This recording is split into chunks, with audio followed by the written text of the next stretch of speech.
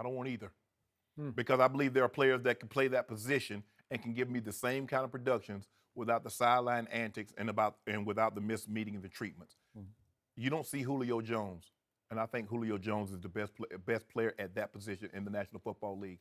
You don't never see him do the outburst. You don't never hear things about him. Antonio Brown, all he does is celebrate. Now, I'm not in love with the celebration. I don't mind him celebrating, but once you start getting 15-yard penalties, I want you to cut that out. A.J. Green, Demaryius Thomas. There are other guys that give me that kind of production without those kind of headaches. And I'm a guy, I don't need headaches. And I understand that you want the ball, you want to help the team win, but just because you don't catch the football doesn't mean you can't help the team win. So that's a problem for me. And these guys, what they need to understand, if you just look at Terrell Owens, he should be a perfect example of how not to do it. Because the guy was immensely talented. He was. T.O. his body, he could have played well into his 40s. But the minute his production dipped a little bit, everybody wanted to be done with him. As long as production is high, tolerance is high. But tolerance will never be higher than production.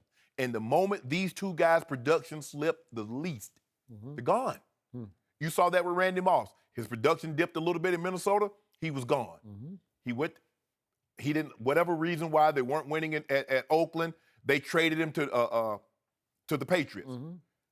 All that, his production slipped a little bit. All of a sudden, And he started to make some waves. Yes. And that was it. But he could have made waves. But as long as he was catching 24 touchdowns in the season, Coach Belichick was willing to let those ripples do whatever he wants to do. Correct. And this is the problem that I have with these guys, is that I'm not. Maybe because there are cameras that's focused on these guys now. I don't know if Jerry acted like that or Chris Carter or some of the other prominent receivers.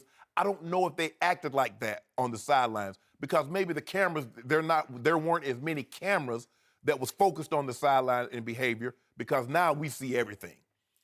But I just believe you can be productive without all this.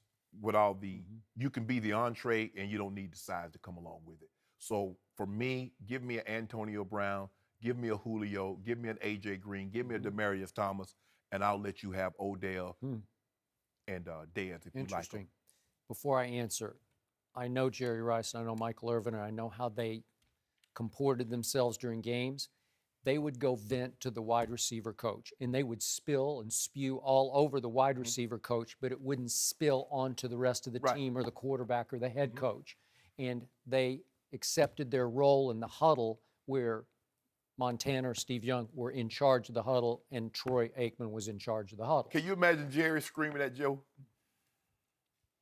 I've seen Jerry scream before, but not at Joe. Exactly. Yeah. No, I got it. You're right. I find your answer very interesting, and we don't plan our answers, so I had no idea where you were going to go.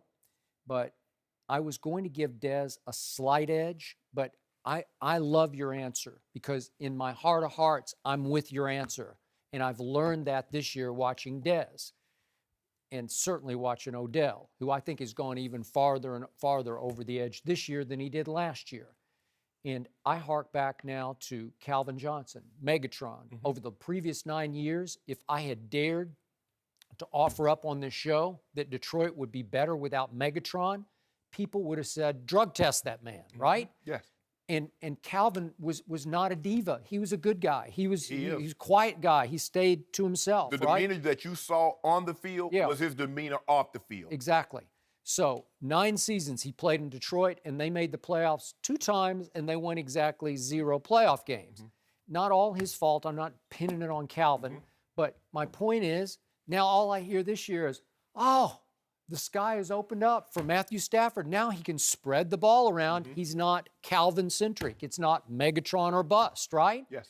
Well, again, that's not about ego. That's about strategy. Right. That it's easier to beat the defense with multiple options than with really just jump balls thrown up to one option, right? You can win better, and now Detroit's in position to win its division, and I don't know, make some noise in the postseason, for all I know. So that struck me as, wow. So I got to see Dallas operate without Dez for 3 games. Again, the rookie quarterback was getting a little better each game. But the rookie quarterback played at a high level in all 3 games, and they fell behind 14-0 at San Francisco, came back and won that game. Then everybody thought the Bengals are going to take them apart, Jerry World. And Dak took the Bengals apart. He had a lot of help that day from the running back, the rookie running back. But then they went up to Green Bay, and I thought Dak outplayed Aaron Bleepin Rodgers that day with no Dez. And I saw that it works with Bryce Butler in place, because Bryce Butler's he's about as big as Dez is, and he's a little faster. Is he Dez with his mentality? Nope. But the reason I would still give Dez just a slight edge is I got to give him his props.